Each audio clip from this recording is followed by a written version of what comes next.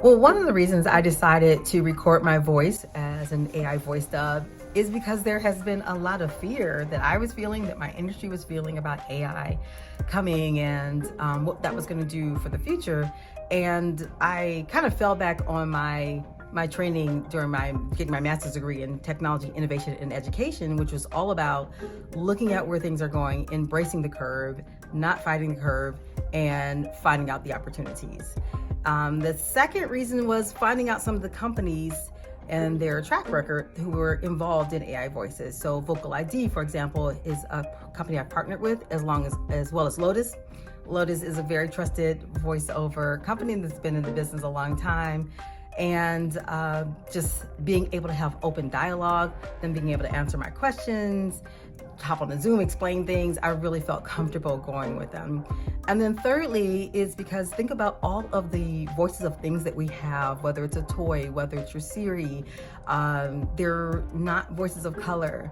And so I wanted to have an opportunity to have my voice as a voice of color out there to be a totally acceptable and maybe even preferable choice. Like, why have Siri when you can have Terri, right? But that's really great to have voices that we don't traditionally hear be voices of our things. So I'm excited about the journey. I think one of the things that's really important to remember is that we don't exactly know where things are going. And that's why it's important for us in the industry to pull together and help figure things out, figure out where the opportunities are, the risks are. And hey, we are some smart, hardworking people and we can figure this out together. And I always say none of us is as smart as all of us. So here I am at home logging into Parrot Studio, which is VocalID's interface where I record my voice 5 to 7 hours. So I need to do a few things first, like change it to my Pro mic, and then there's a few checks that the system runs to make sure that the sound is optimized. And here's the things it needs to know. I'm in a completely quiet room. I'm using a high quality microphone, which is here, my Sennheiser. Here we go. I'm using Google Chrome, yes, and I'm using a laptop or desktop computer, all that. Go to next. Let's make sure your microphone is accessible. Okay, click next one, ready. Now it needs to do room tone to make sure the sound is coming in and not any detractors. So.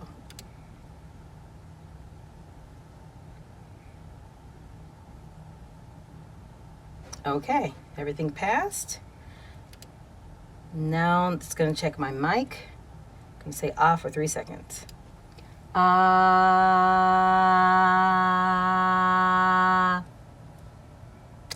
That looks good. Okay, so here you see that there are a couple scripts that are assigned for me to record line by line. I am selecting to do the Italy one first here. So one line at a time. This is the only line I'm working on right now. Italy is slightly larger than Arizona. It has a population of over 58 million. So now I can just say next. And now it will let me record the next sentence. Almost 20% of Italy's population is over 65 years old. I want to make sure I say that with emphasis because it's learning how I emphasize, right? It's learning what inflections are natural for me when I'm emphasizing. A really important part of creating a good synthetic voice, vocal likeness, you'll hear a lot of terms. So an important part of that is checking what you recorded to eliminate any mistakes so that you are training your voice dub how you correctly speak so it sounds like you and there's not anything extraneous. I'm going to play it back here on this play button. The longest river in Italy is the Po River, measuring 405 miles in length. That's perfect. So I'm going to go over here and click good. We're all good. So that turns it green and it's good to go. Let's listen to one more. Oops. Italy borders Austria, France, Slovenia, and Switzerland, which is the longest border. I think I heard myself say oops. Let me play it again. Oops. Yeah, Italy. Okay, so that will train the machine, right? That I say Italy by saying oops, Italy. So that's bad data. So we are going to say thumbs down to that one.